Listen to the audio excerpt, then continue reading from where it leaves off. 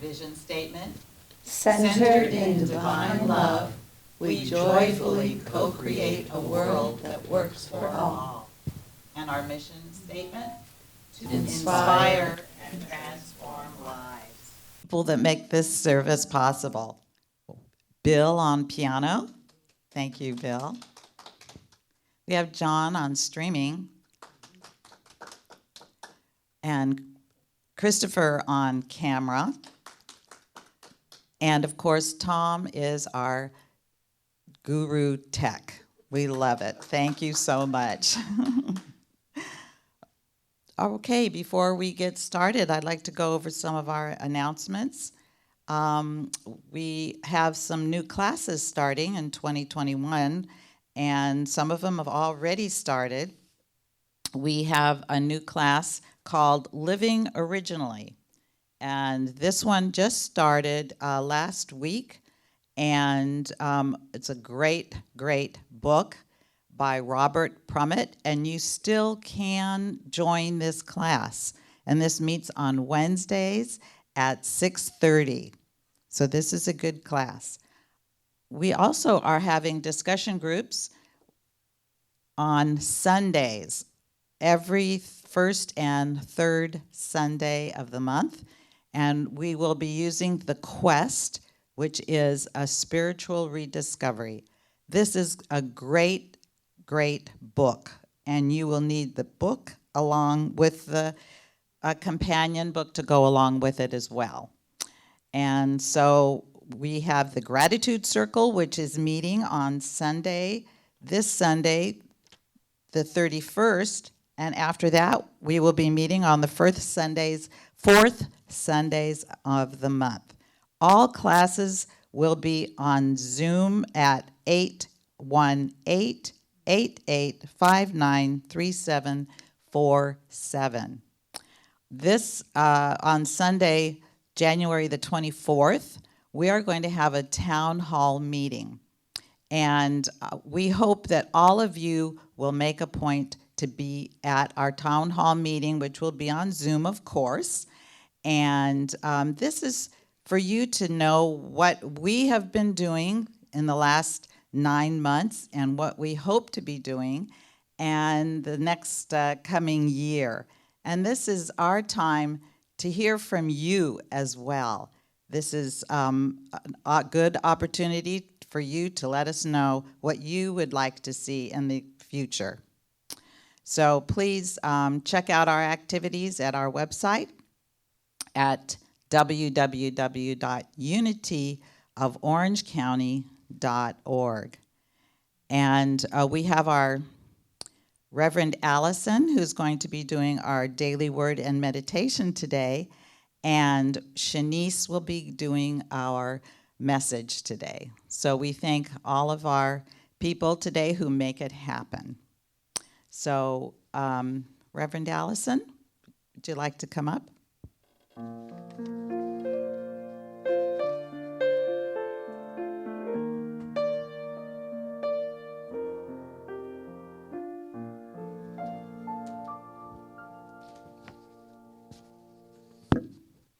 Good morning. The daily word for Sunday, January 10th, 2021. Prosperity. I claim my prosperity now. When I feel tempted to wish for a more prosperous life, I remember my prosperity begins at the level of my thinking. I focus my thoughts on the many blessings already in my life, and I feel grateful. From this place of gratitude, it becomes easy to notice more and more blessings all around me. This awareness helps me develop an attitude of prosperity. I tend to my thoughts of prosperity as though they were flowers in a garden. I plant them in good soil, and I nourish them with water and sunshine. This rich environment allows prospering ideas to take root and to grow. As I nurture these ideas, I am abundantly blessed in life, in health, in love, and in joy. And the scripture today is Psalm 36, chapter 8. They feast on the abundance of your house, and you give them drink from the river of your delights. Now just take a moment and prepare for our meditation. Find a comfortable space and relax. Start to just have those nice healing breaths in and out. In and out.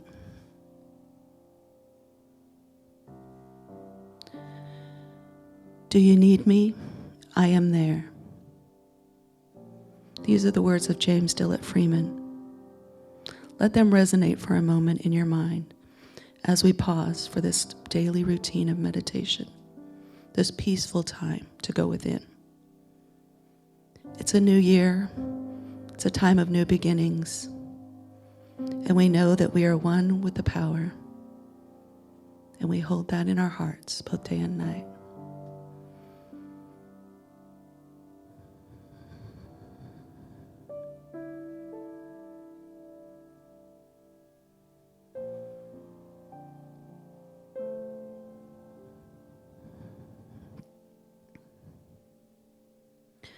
Knowing that we are one with the all-encompassing power and presence, we are at peace.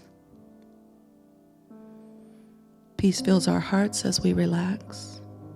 We breathe deeply, and we rest in this awareness of the presence, knowing that it is our strength and a source of our unlimited good.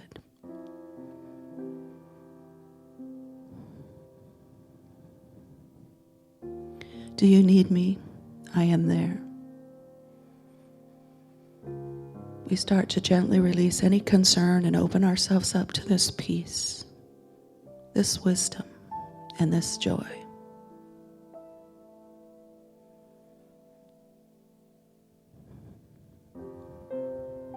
There is only this moment.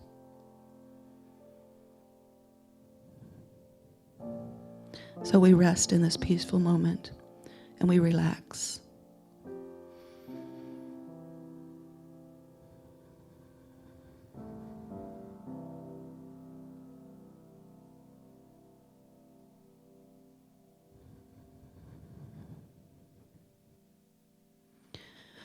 Let us know that we can enter this new year with confidence, knowing that our way is lit by the power and the presence. Our strength and our true source of direction is always at hand.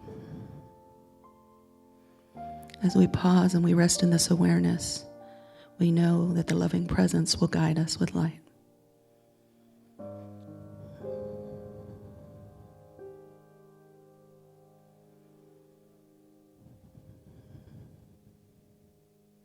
Knowing that the light is laid out before us, we gently release any doubt or concern. And we allow confidence and peace to fill our minds and our hearts.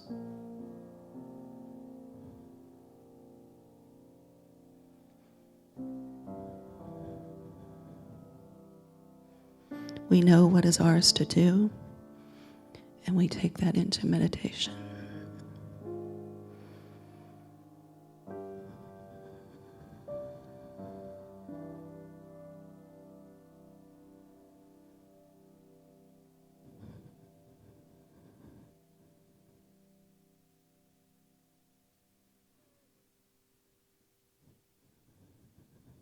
As we breathe deeply now, fill our thoughts with divine life, that energy, that health, that abundance, that joy. We feel this powerful energy moving in and through us, restoring us, bringing us to wholeness and vitality. And as we exhale, let us let go of thoughts of imperfection and relax in this moment.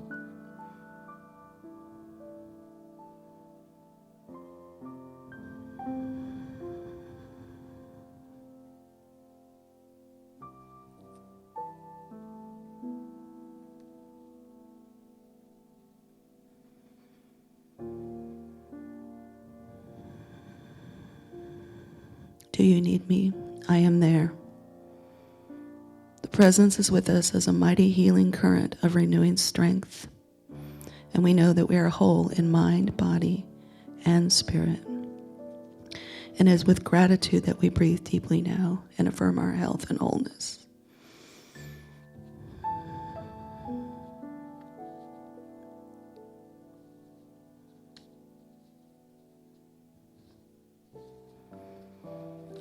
Our lives are filled with abundance.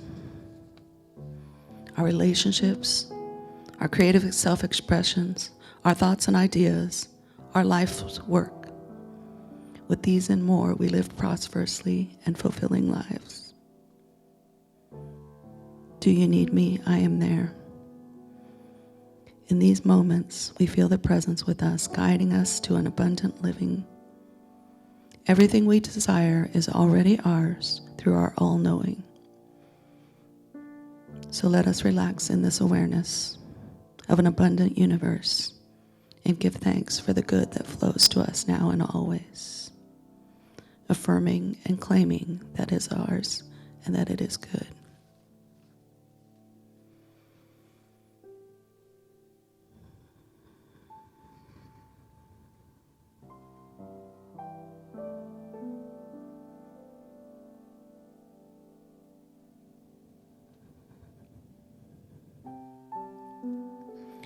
And finally, let us envision all people as one, living in peace and harmony, and affirm that each person is divinely guided and filled with the understanding from the mind and the heart.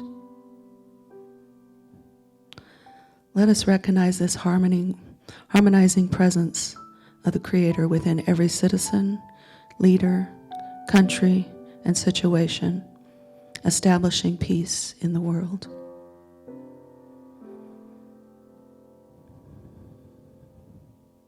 Affirming harmony, cooperation, and understanding for all, let us spend a moment in the silence.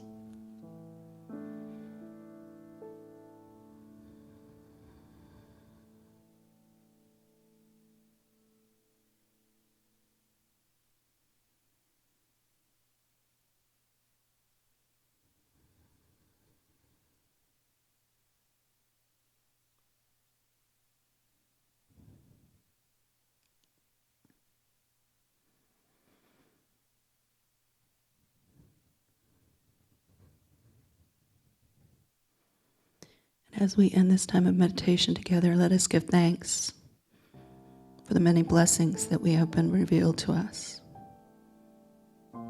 and the many more blessings that will be revealed in the weeks and months ahead. Give thanks for the loving presence of God who is always within us, providing for everything in every way. Let us keep this truth in our hearts.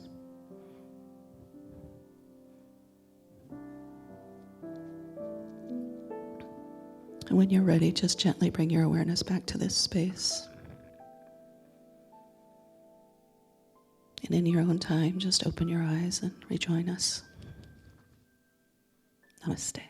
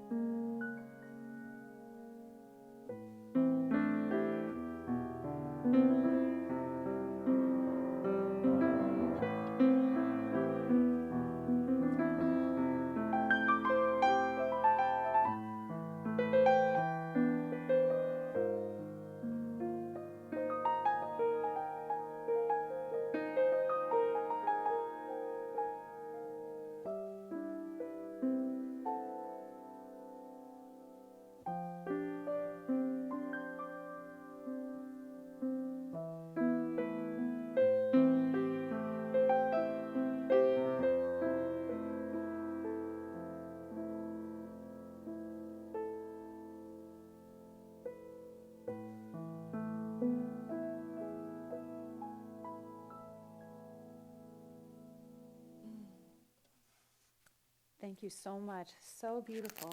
And thank you, Reverend Allison. Good morning, Unity, family and friends, all throughout, wherever you're seeing this. It's my honor and privilege. I'm very excited, as well as the human part of me, the natural, feeling a little bit nervous today. But I'm just so excited that I can turn it over to the supernatural God and just recognize the natural part. That yes, Reverend Arlene is not here. She is well, she is fine, but just like the Creator needed a rest, she deserves a rest as well. So I just figured I'd, like Mark Twain says, eat my frog in the morning, because everything else after that tastes great. So she's not here. I'm grateful to be here, and I'm so happy that I get to share the message of Epiphany with all of you this morning. However, when I prepared my message for Epiphany, I had an epiphany on the Epiphany in light of what happened this week. And I didn't want to miss that opportunity to share my epiphany with you. And the parallels I felt that were revealed this past Wednesday, which in Christian churches throughout the world, Eastern and Western, they honor the birth of Jesus the Christ with the arrival of the Magi from the East. And just like in those times when humanity had descended to its darkest, most worldly, earthly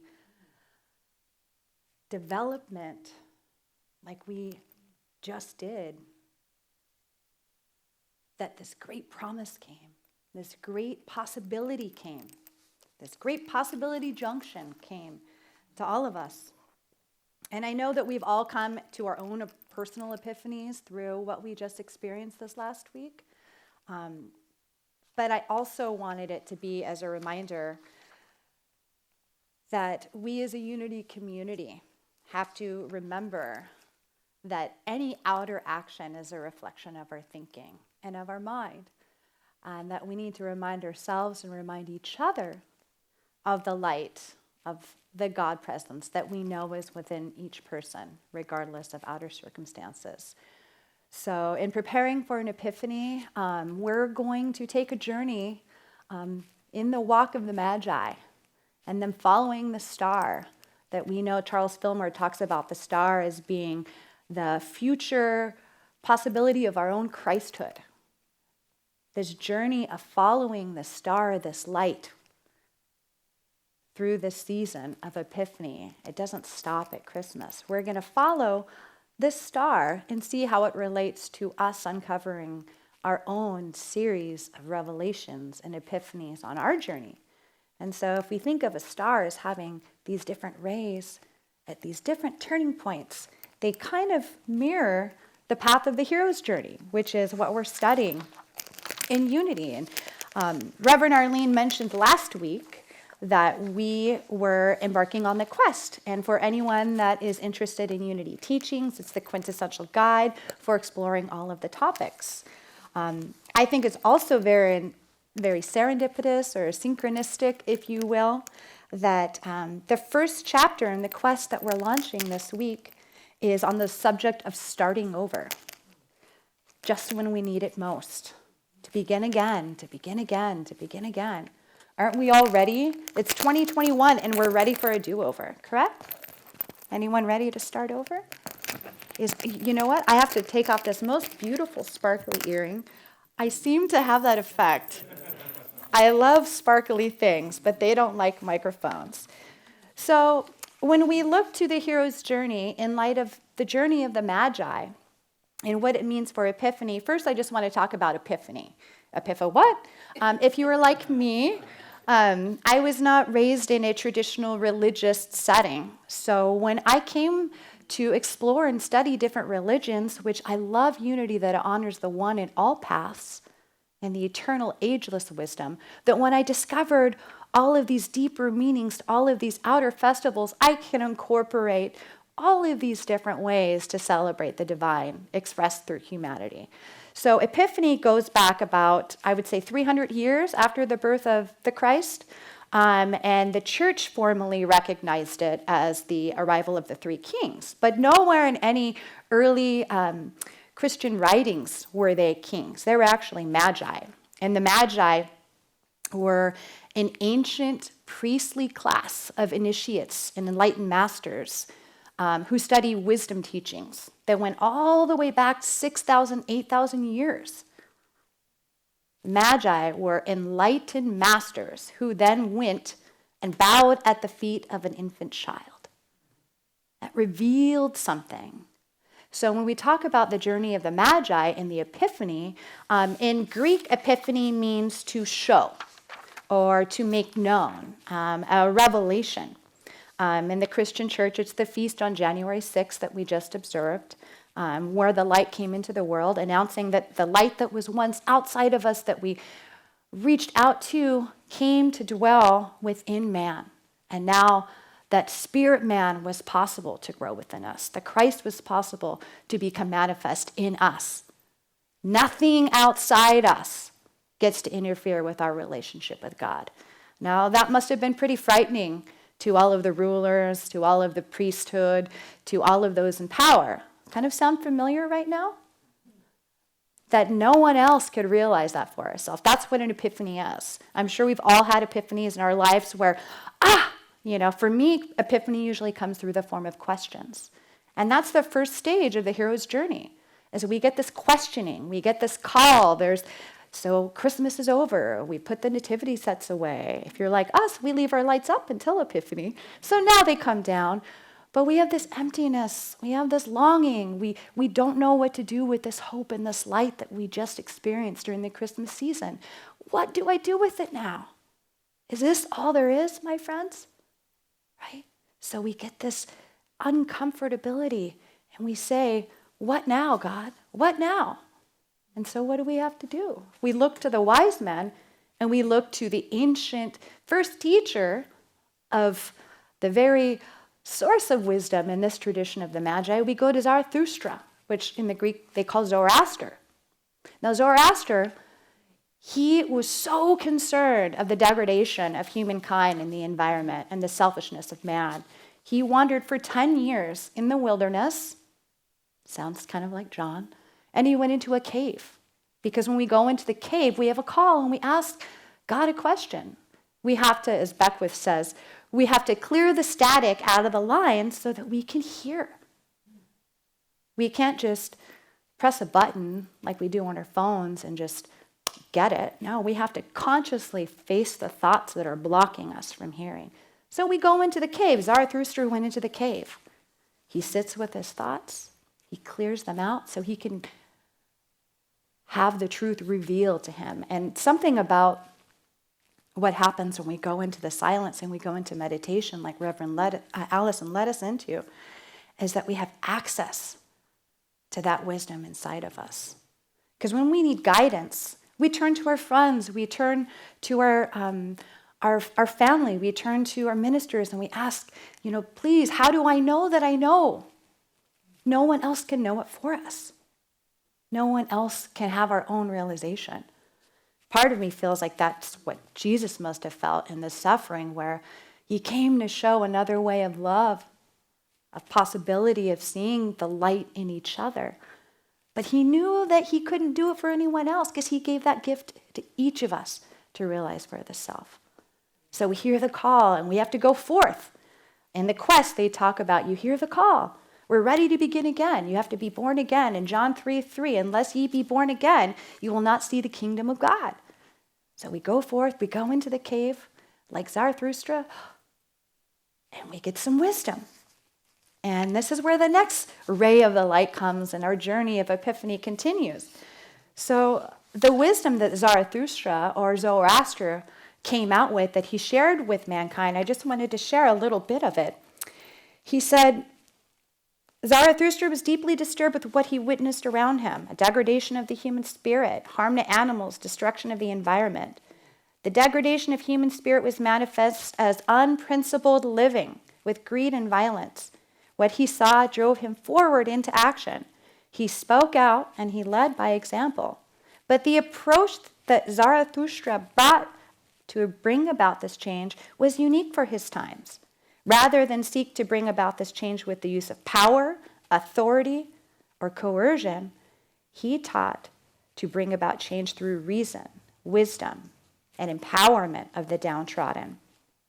He knew that he would be persecuted, much like Jesus was later in life.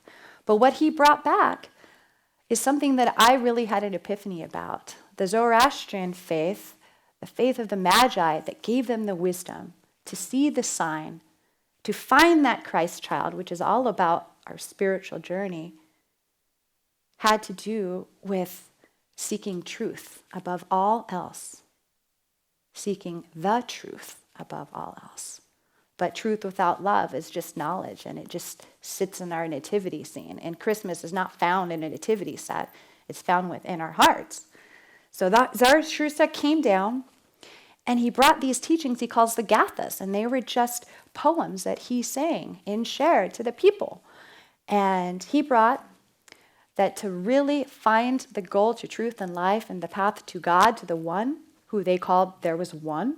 It was Ahura Mazda, which means light revealed. He inspired all of the monotheistic faiths that we have now. The one that is the one is the one that is the one. And he brought this motto of the creed of good thoughts, good words, and good deeds.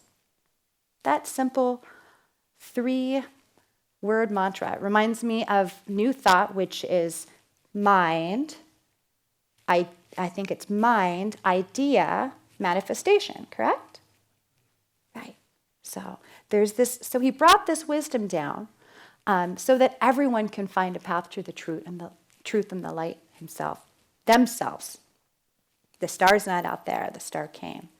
So we have Zarathustra in the form of the Magi, who were scattered all out the world, the wisest man in the land, and yet they get the call. In the hero's journey, we get helpers. We get a sign. We get a promise. So we go forward, and they followed the star. And just to refresh ourselves, this whole Feast of Epiphany, this whole revelation that's continually unfolding in our own journey is just from one chapter in Matthew. It's not mentioned in any other scripture. There's prophecy mentioned before, but I just thought we would revisit it together. In the time of King Herod, after Jesus was born in Bethlehem of Judea, wise men from the east came to Jerusalem asking, "Where is the child who has been born King of the Jews? For we observed his star at its rising, and we have come to him to pay homage." When King Herod heard this, he was frightened, and all of Jerusalem with him. And calling together all of the chief priests and scribes of the people, he inquired of them where the Messiah was to be born. They told him, "In Bethlehem of Judea. It has been written by the prophet, and you, Bethlehem, in the land of Judah, are by no means least among the rulers of Judah, for from you shall come a ruler who is to shepherd my people Israel." Prophecy way before. Now, the ancient Jews knew that the Zoroastrians were the key to uncoding and decoding prophecy in the ancient world. They were astronomers, they were predictors of future prophets, and they knew that if they heard this announcement from these wise, enlightened, initiate masters, that something real was coming. Goes on to say this, "Then Herod secretly called for the wise men and learned from them the exact time when the star had appeared. And then he sent them to Bethlehem, saying, 'Go and search diligently for the child, and when you have found him, bring me word so I may go also and pay him homage.' When they had heard the king, they set out, and there ahead of them went the star that they had seen at its rising, until it stopped over the place where the child was. When they saw that the star had stopped, they were overwhelmed with joy. On entering the house, they saw the child with Mary, his mother, knelt down and paid him homage. Opening the treasure chest, they offered him gifts of gold, frankincense, and myrrh. And having been warned in a dream not to return to Herod, they left for their own country by another road." Now, one passage, when just skimmed over, can miss so much meaning. That's why Epiphany is so powerful. At each point in our journey, we can take something that has been old and renew it with our consciousness when we look at it. I love that Charles Fillmore likes to look at the metaphysical meaning of Scripture, and he even says that the Bible itself is actually a record of the unfoldment of man, our progression. And each figure in any story is actually a different part of us. So we've heard the call. We've gone into the cave. We've set out. We've gotten our sign. Our helpers have appeared. We've went out on our journey. But here's where we get stuck. We get the message. We're hearing what God's calling us to do, even though we may not know where it leads. And then we doubt. We doubt. We get tested. In the quest, they talk about going into terra incognita, which is unknown lands. To be born again, to be born anew, you have to, as Jesus would say, tear down the temple. Because it's not like, I've heard this saying, if you see Buddha on the road, run him over. Because it's not out there anymore. We have to labor to work in here to build up the forces to find it. And we get tested. And in one of our groups, I had everyone write out the words, I can't. I can't. What if I can't? And I told them to cross out the T. What if I can? So we're going to set out just like the Magi did. And there's the Herod. And Herod, he's been useful to us, right? Herod gave us our ego. He makes us strong, but he also is afraid. No, I want to stay in power. I want to keep doing what I'm doing and doing and doing and doing. It's safe. I don't have to grow, right?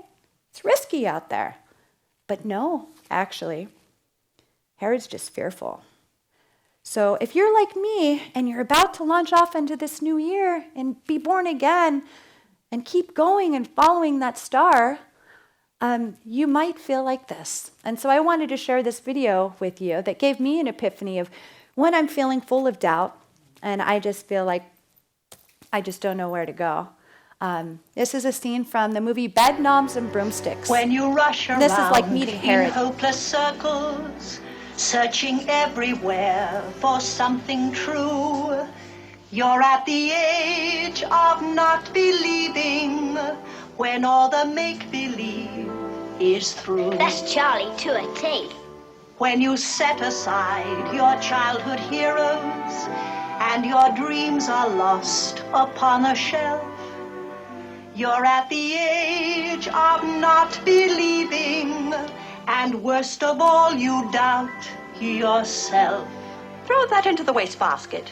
You're a castaway where no one hears you, on a barren isle in a lonely sea. What's that supposed to be? Poetry? Where did all the happy endings go? Where can all the good times be? Everyone on the bed who's going? You must face the age of not believing, doubting everything you ever knew. The knob, Paul. Until at last you start believing there's something wonderful in you. Doubt. Take off B and T, U, B, T, and you have do. So in our journey, as we see the Magi as a way to see our own journey through starting again and the revelations that continually come to us, we will encounter doubt. We will encounter outer Herods and inner Herods, but they all represent that aspect of us that we have to overcome. And we don't slay our dragons by killing them, but we slay our dragons by transforming them with our understanding that sometimes they just might be hungry little pests. And especially in light of what's been happening, it's important to realize when we see each other out in the world that we don't look just with the outer eyes of the old way of thinking, but we have to look at each person with the eyes that we've been given, what the Christ gave us, which is that we're all children of God. And we all have eternity, unfortunately, to get there. But no one can realize that for another person. You can't convince someone else of a truth. You can't Make them wake up to who they are. That's what Christ came here to do. We just have to wake up to who we are and keep moving on.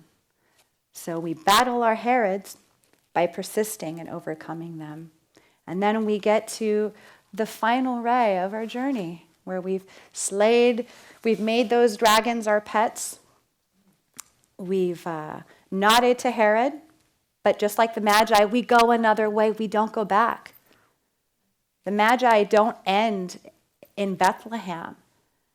They bow down. They give their spiritual gifts, inner gifts to this child before they've even received any demonstration from what Christ does later. I think that's really powerful. That law of abundance is that it's actually in giving that we're receiving. They gave gifts before they even received or saw any demonstrations. So they had to take this message and pilgrimage and go back. They went a different way. They could have been killed. Herod was not a very friendly guy, nor was his son. So they departed. They went a different way that they hadn't gone before.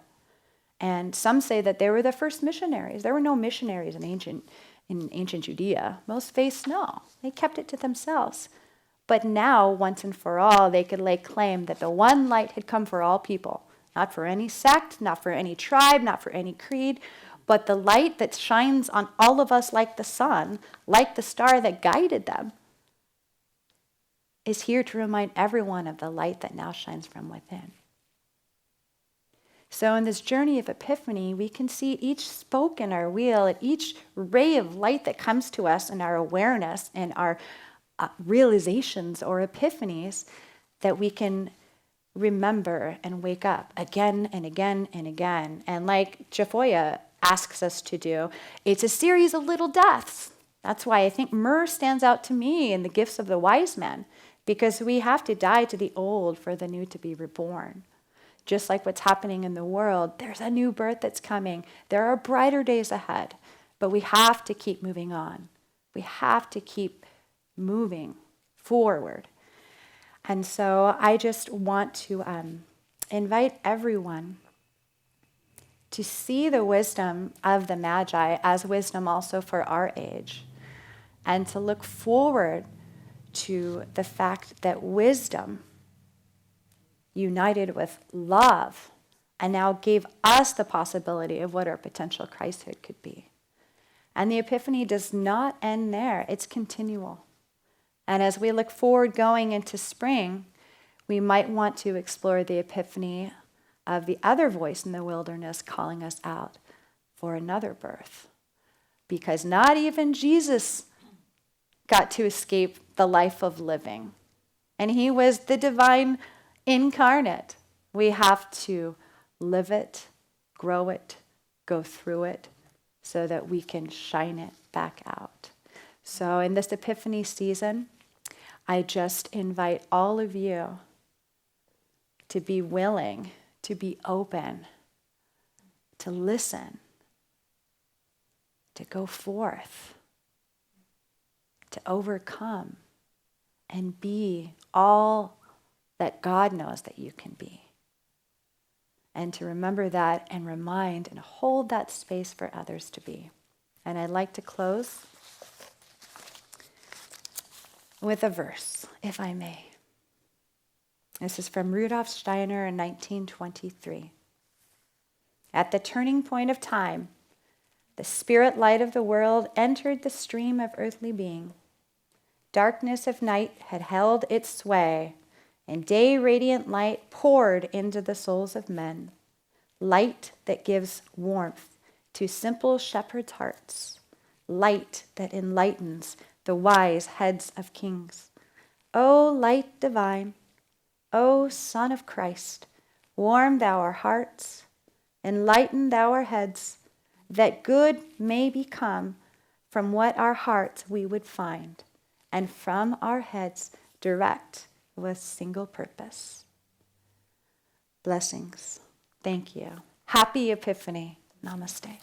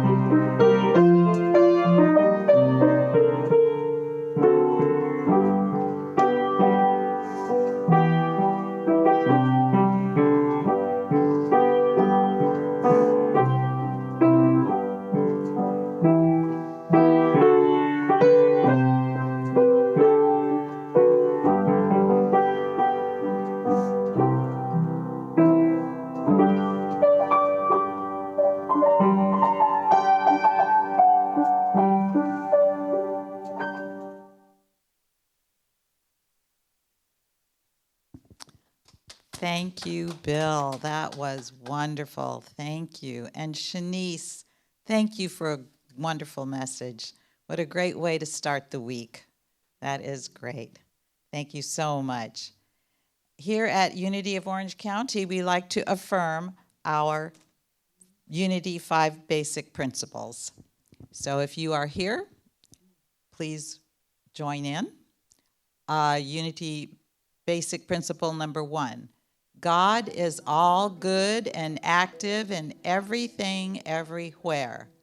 2, I am naturally good because God's divinity is in me and in everyone. 3, I create my experiences by what I choose to think and what I feel and believe. 4, through affirmative prayer and meditation, I connect with God and bring out the good in my life. And 5, I do and give my best by living the truth that I know I make a difference. And other way that you can make a difference in our community is through giving. And there are many ways to give to Unity of OC. And through our website, our app, the old-fashioned way of just mailing a check in, we still accept those. And you can text to 77977 and type in Unity of OC Give. Whichever way you choose, we appreciate it very much. And another way to give is, instead of using regular Amazon.com, you can go to smileamazon.com and put in Unity of Orange County, and we get a percentage for whatever you spend. And the prices are the same no matter what. So whether you give or not, you can give to Unity of OC by supporting our YouTube channel. And if you're enjoying our videos, it would be appreciated if you would click on the button to subscribe. And please, if you would like to share our videos with any friends or family that you might think would be interested. And today's message and music was fabulous, so I can't think of a better time to share. So now let's close with our prayer for protection. The light of God surrounds us. The love of God enfolds us. The power of God protects us. And the presence of God watches over us. Wherever we are, God is, and all is well. Thank you so much, and have a wonderful week.